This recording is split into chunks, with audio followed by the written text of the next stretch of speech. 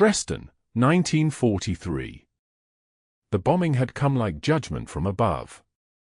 Ellis Norton crouched in the prison yard, the taste of ash thick on his tongue as American bombers thundered overhead. He watched his fellow guards scatter, seeking shelter, but remained frozen, staring up at the steel birds that bore his country's insignia. A cry from nearby snapped him to attention. One of the German prisoners had fallen, clutching his leg where shrapnel had torn through flesh. Without thinking, Ellis hauled the man to his feet and dragged him toward the shelter. It wasn't protocol. Letting the enemy die would mean one less Nazi to worry about, but something in Ellis refused to stand idle. "Stay low," he ordered, pressing the prisoner into the corner of the bunker as dust rained from the ceiling with each concussive blast. Ellis had been assigned to POW Camp 27 outside San Antonio 3 months ago after taking shrapnel in his shoulder at Kasserine Pass. The Army had deemed him fit enough for stateside duty but not for return to the front lines. Every morning he donned his MP uniform with a mixture of relief and shame. Relief to be away from the slaughter, shame to be safe while his unit continued to fight across Europe. War is between nations, not men, his father had told him before he shipped out. But Ellis knew better. War consumed everything human.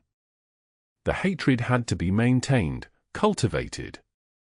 The enemy couldn't have a face, a name, a story.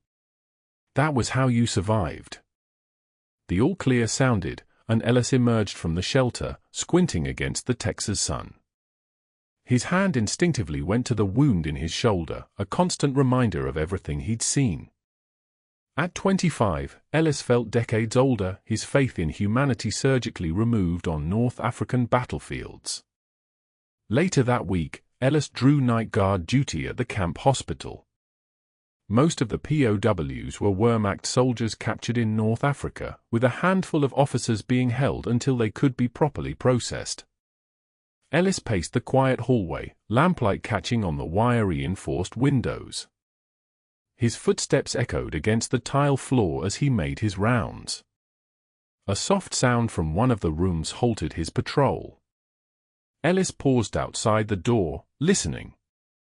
Someone was crying, not loudly, but with the quiet desperation of someone trying desperately not to be heard. He hesitated, then pushed the door open. A young woman in a nurse's uniform stood by the window, hastily wiping her eyes. She turned, startled by his entrance. "I'm sorry," she said quickly. "I didn't realize anyone was. I was just finishing my rounds." "Are you all right?" Ellis asked, his voice sounding strangely formal even to his own ears. "Yes, Lieutenant." Just a moment of weakness. She straightened her uniform, composing herself. "Charlotte Zimmer. I'm on night rotation this week." Ellis had seen her before, one of the civilian nurses contracted to help with the understaffed facility. Her dark hair was pulled back in a practical style, but a few strands had escaped, framing a face that seemed too young for the weariness in her eyes. "Lieutenant Ellis Norton," he replied, then added unnecessarily, "Military police." She nodded toward the bed where a young German soldier lay sleeping. "He's been asking for his mother. Fever dreams. Sometimes I forget there." She trailed off. "The enemy." Ellis finished for her. Charlotte's eyes met his. "Human," she corrected. Something in her quiet defiance unsettled him. Ellis glanced at the sleeping prisoner, then back to Charlotte. "Best not to think about it, Miss Zimmer. Makes the job harder than it needs to be." She gathered her clipboard. "If you'll excuse me, Lieutenant. I have other patients." Ellis stepped aside, watching her walk down the corridor, her shoes making soft clicks against the tile. Something about her troubled him, the way she'd looked at the prisoner, with compassion rather than clinical detachment. Dangerous thinking in wartime. The next night, Ellis found himself walking past the hospital again, though it wasn't on his patrol route. He told himself it was professional diligence, but when Charlotte emerged from the building at the end of her shift, he realized he'd been waiting for her. "Lieutenant," she acknowledged with a nod, pulling her coat tighter against the spring chill. "I can walk you to the gate," he offered, falling into step beside her. "Thank you, but I know the way," she said. Her tone wasn't unkind, just matter-of-fact.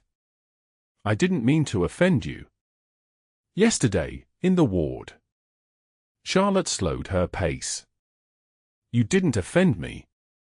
We just see things differently." "And how do you see things, Miss Zimmer?" She stopped, turning to face him fully. The moonlight caught in her eyes, revealing flecks of amber in the brown. "I see men who are scared and hurt and far from home. Just like our boys overseas." "Those men were shooting at our boys overseas," Ellis reminded her. "Yes. And our boys were shooting at them." Charlotte resumed walking. "My brother was killed at Guadalcanal. I understand hatred, Lieutenant. I just can't afford to indulge it."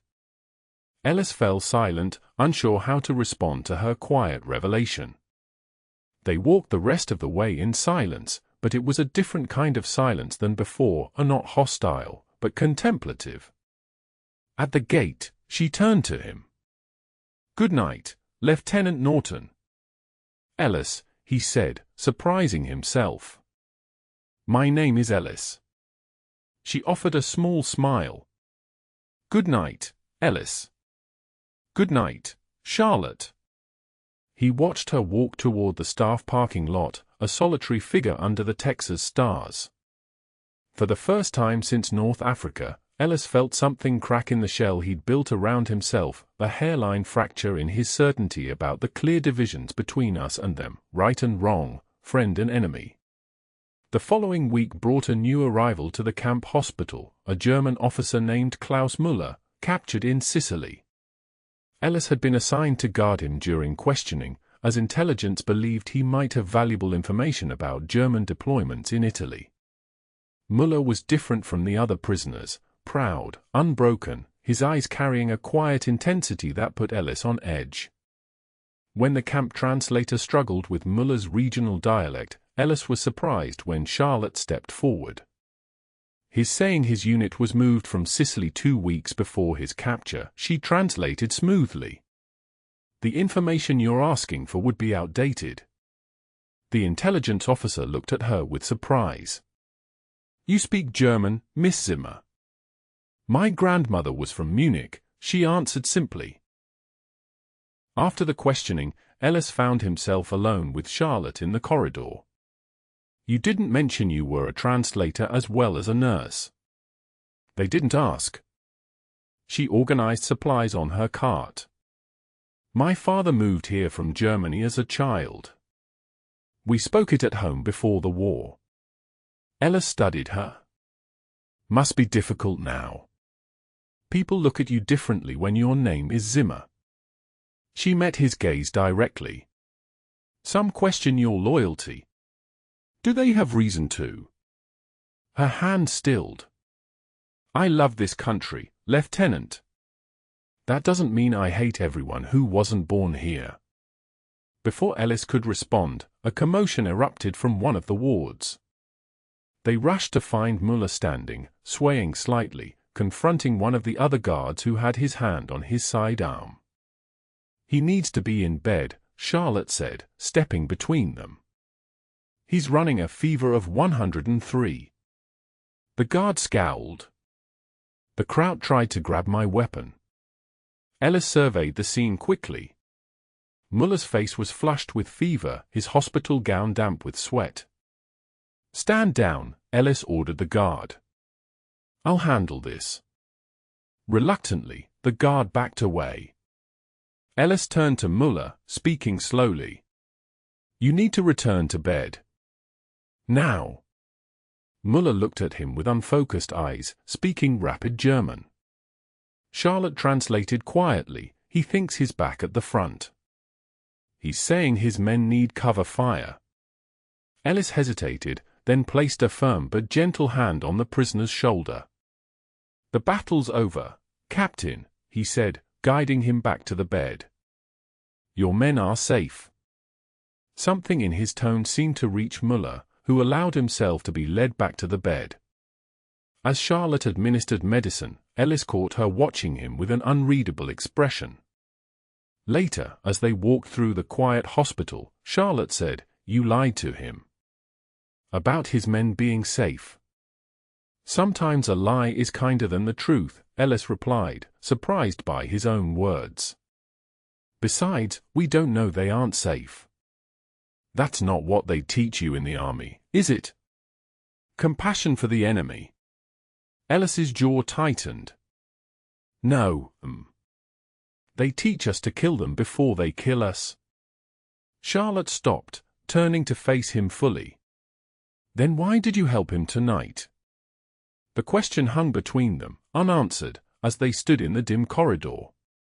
Ellis had no ready explanation, no justification that wouldn't contradict everything he thought he believed about war and duty. Finally, he said simply, "I don't know." But that was a lie too. Something was changing in him, something that had begun the moment Charlotte Zimmer had corrected him about what made men human. Over the next weeks, Ellis found himself volunteering for hospital duty more often.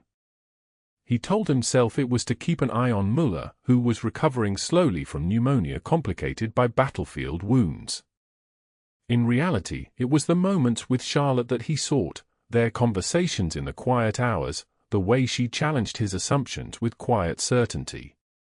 "Have you read his letters?" Charlotte asked one night as they sat in the hospital break room, sharing coffee that tasted more like burned chicory. "Whose letters?" "Captain Muller's. The ones he tries to send home." Ellis frowned. "That's not my department. Intelligence screens all outgoing mail." Charlotte stared into her cup. "They're to his daughter. She turned 6 last month. He draws little pictures for her, birds and flowers. Things that wouldn't exist in his world anymore if he described what he really sees." "You've read them?" "I've translated some. When they let me." She looked up at him. "He has a life, Ellis. A home. People who love him and worry about him. Just like you." Ellis felt a familiar resistance rising in him. He also has a uniform and a rank in an army that's trying to conquer the world. "Do you think he had a choice?" "We all have choices."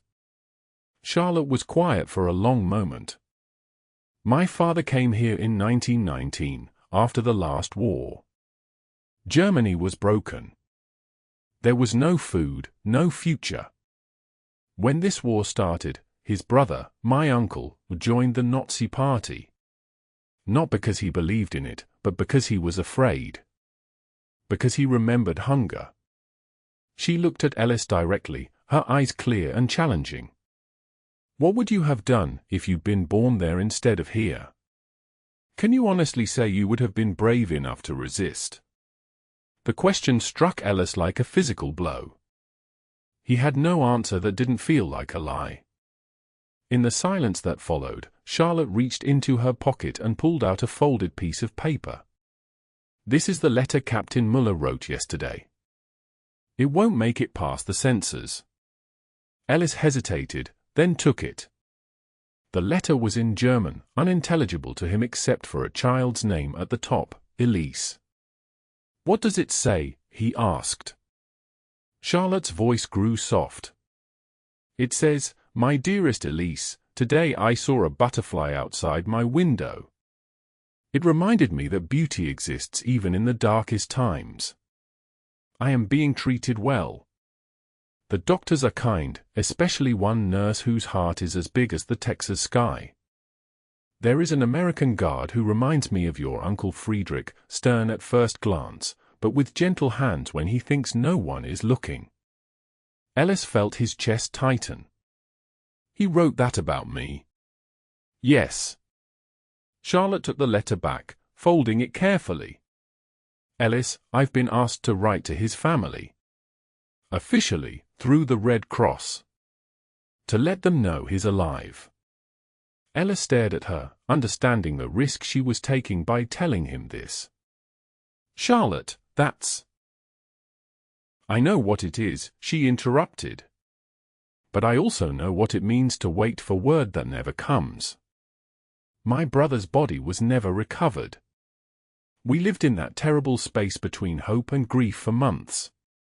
She reached across the table, her fingers brushing his. I'm not asking you to help. I'm just asking you not to stop me. Their eyes met, and in that moment, Ellis felt something shift between them, a trust offered, a boundary crossed. Her hand was warm against his, a point of contact that seemed to burn through the careful walls he'd built. I could be court-martialed just for knowing about this and not reporting it, he said softly. Charlotte began to withdraw her hand, but Ellis caught it, holding it firmly in his own. I'll help you, he said, the words falling from his lips before he'd fully formed the thought. Tell me what you need. Her eyes widened in surprise, then softened with something that might have been gratitude, might have been something more. Thank you.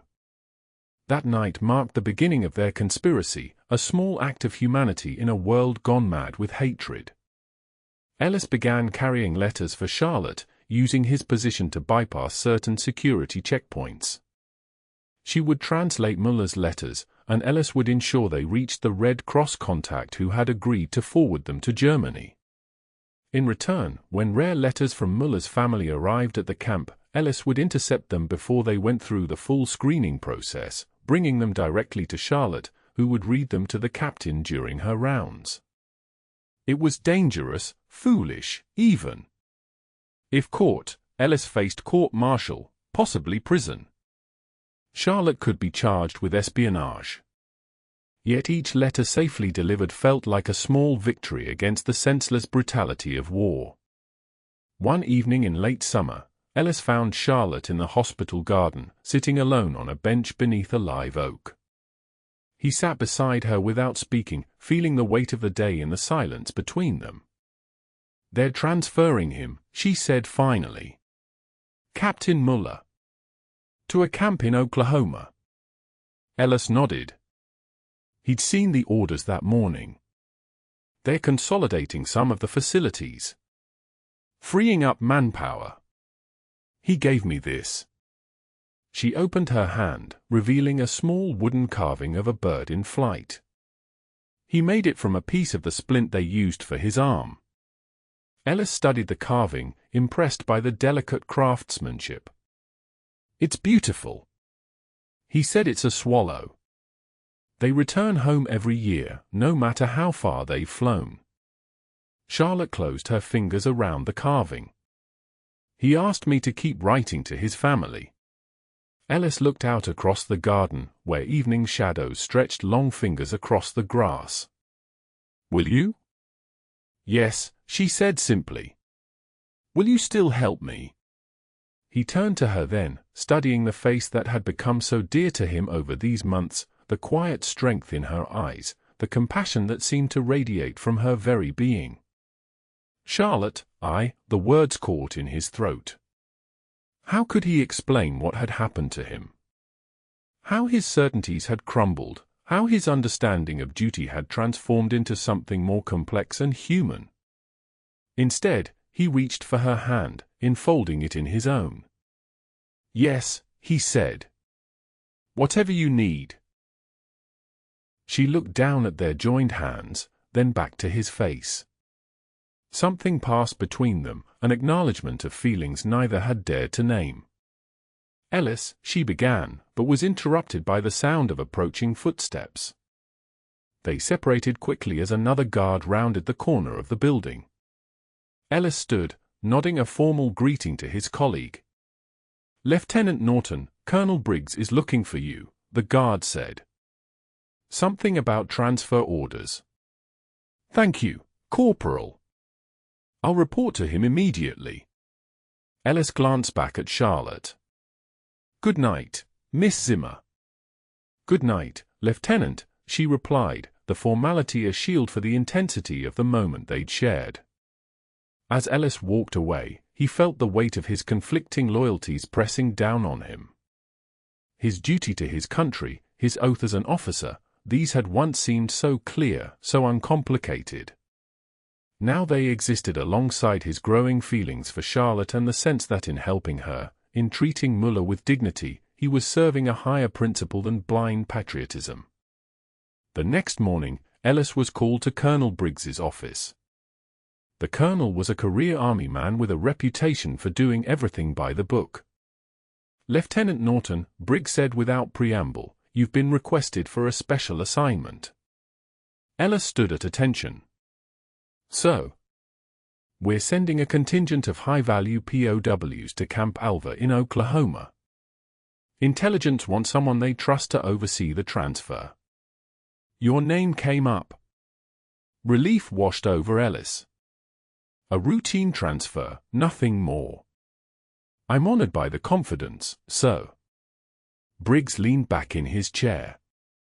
There's one thing, Norton. Some of these prisoners have established communication channels. Intelligence suspects help from inside the camp. Ellis felt his pulse quicken but kept his expression neutral. What kind of communication, sir? Letters bypassing normal security protocols.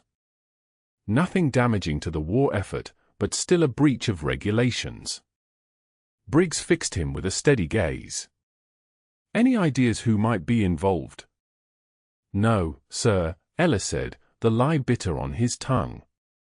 Well, keep your eyes open during the transfer. If there's a leak, I want it plugged. Briggs handed him a folder. You leave tomorrow.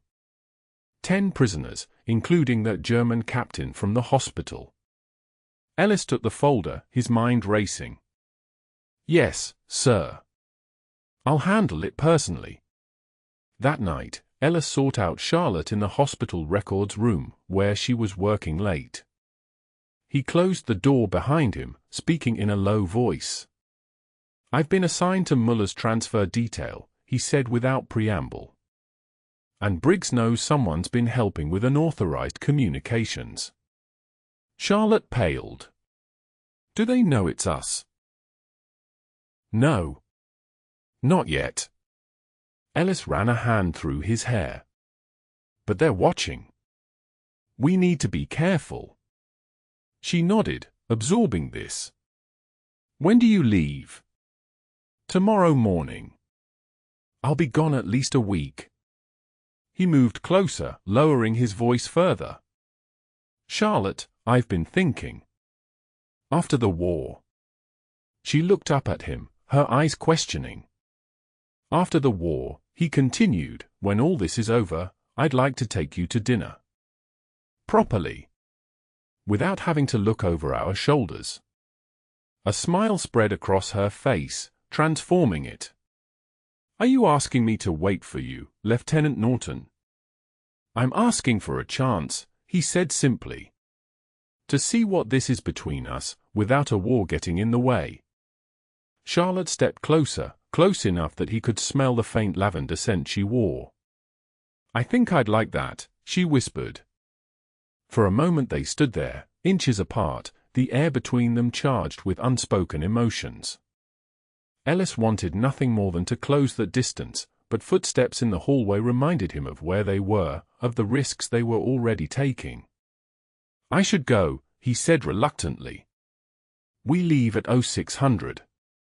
Charlotte nodded, then reached into her pocket. Take this, she said, pressing a sealed envelope into his hand. For Captain Muller. From his daughter.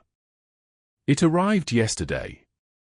Ellis hesitated, then slipped the letter into his breast pocket. I'll make sure he gets it.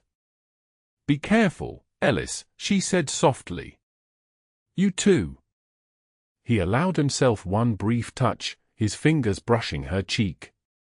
I'll see you when I get back. The transfer convoy departed before dawn the next day, 3 trucks carrying the prisoners and their military escort. Ellis rode in the lead vehicle, Captain Muller seated across from him, hands cuffed but expression serene. They drove in silence for the first hour, the Texas landscape gradually awakening around them as the sun crept above the horizon. When they stopped at a checkpoint, the other guard stepped outside for a cigarette, leaving Ellis alone with Muller. "You have something for me, Lieutenant?" Muller asked quietly, his accented English precise. Ellis glanced out the window, ensuring they weren't observed, then withdrew the letter from his pocket. "From your daughter," he said, passing it over. Muller's hands, despite the cuffs, handled the envelope with reverence.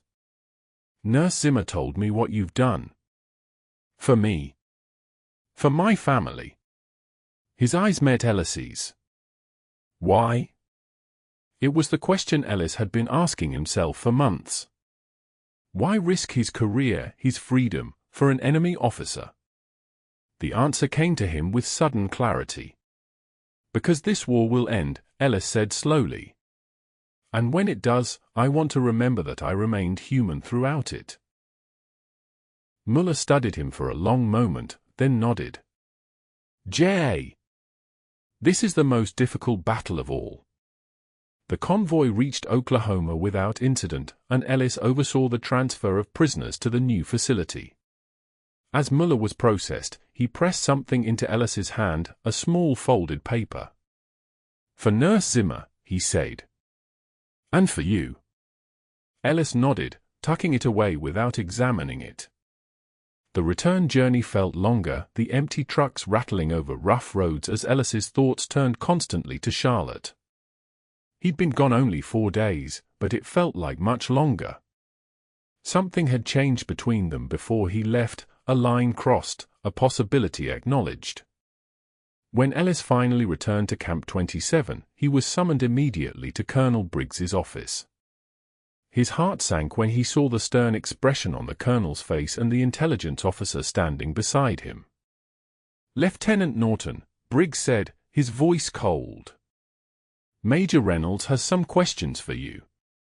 Reynolds placed a folder on the desk.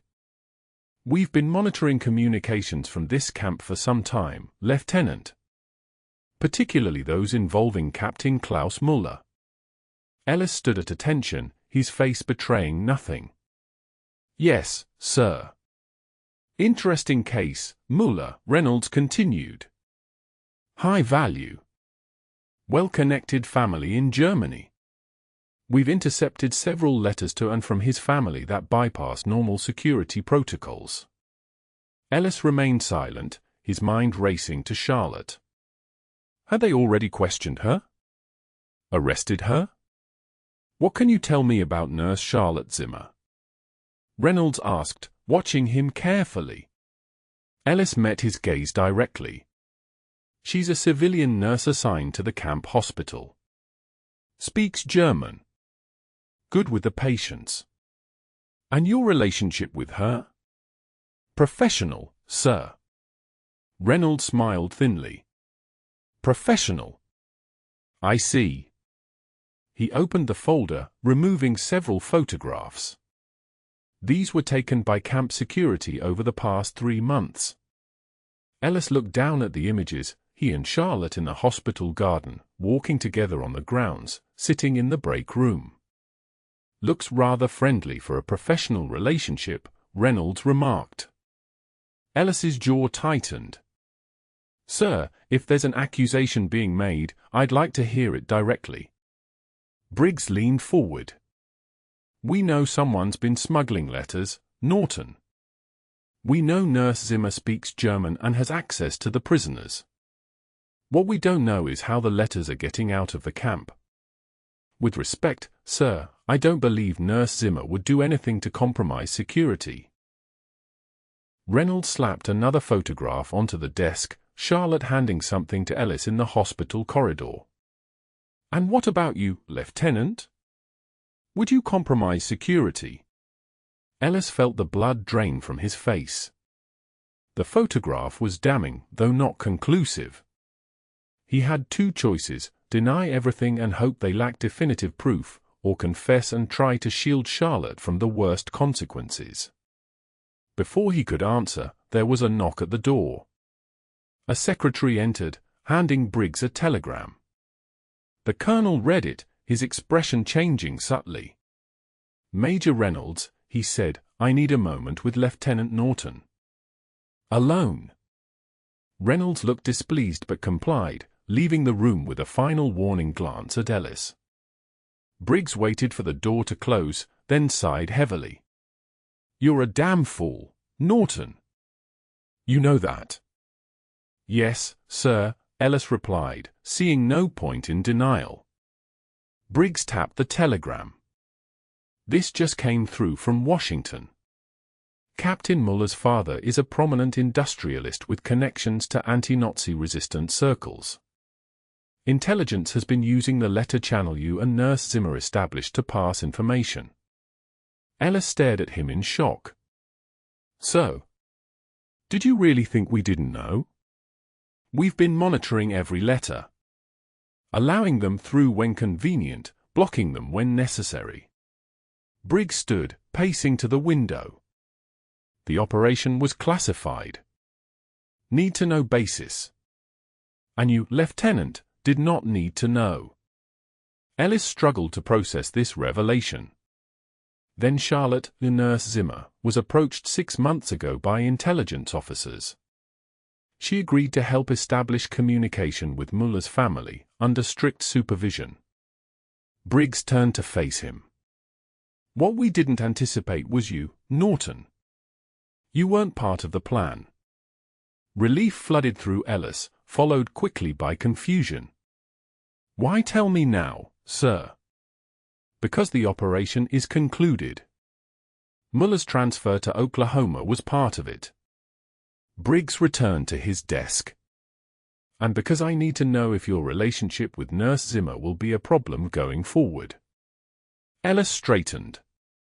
"No, sir. It won't be a problem." Briggs studied him for a long moment. "See that it isn't." "You're dismissed, Lieutenant." Ellis saluted and turned to leave, his mind reeling. At the door, Briggs called after him. "Norton. For what it's worth, you showed good judgment. Humanity in wartime is a rare commodity." Ellis nodded. "Thank you, sir." He found Charlotte in the hospital garden, in the same spot where they'd sat before he left. She looked up as he approached, her face lighting with a smile that faltered when she saw his expression. "Ellis? What's wrong?" He sat beside her, keeping a proper distance as other personnel walked nearby. "I just had an interesting conversation with Colonel Briggs. About you. And intelligence operations." Understanding dawned in her eyes. "They told you that you've been working with intelligence?" "Yes." Ellis kept his voice low. "Why didn't you tell me?" "I couldn't. It was classified." Charlotte glanced around, then moved closer. "I wanted to. Especially after things changed between us. So all of it, the letters, helping Muller, that was all just an assignment."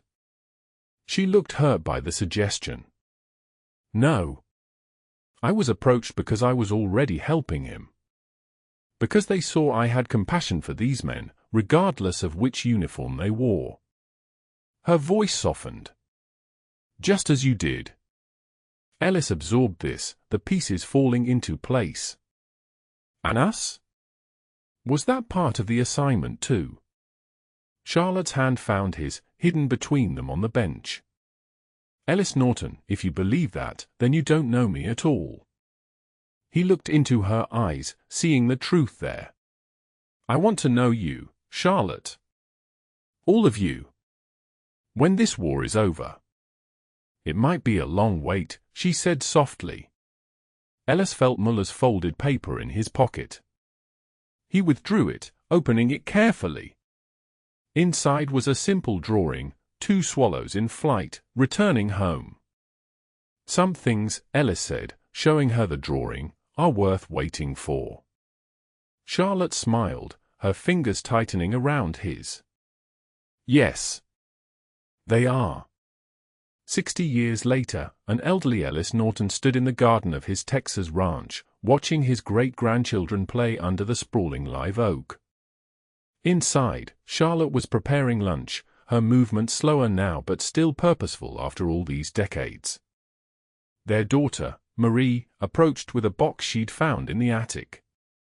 "Dad, what are these?" "They look like letters." Ellis took the box, recognizing it immediately. "These are from the war," he said, his voice rough with age and emotion. "From a time when your mother and I learned that love can find its way even through battle lines." "Can I read them?" Ellis smiled, thinking of the letters inside, correspondence spanning decades, beginning with those first secret communications with the Muller family and continuing long after the war ended. Letters that chronicled their own love story, the birth of their children, their visits to Germany to see Klaus and his family. "Yes," he said, looking toward the house where Charlotte appeared in the doorway, still beautiful to him after all these years. "I think it's time the world knew this story too."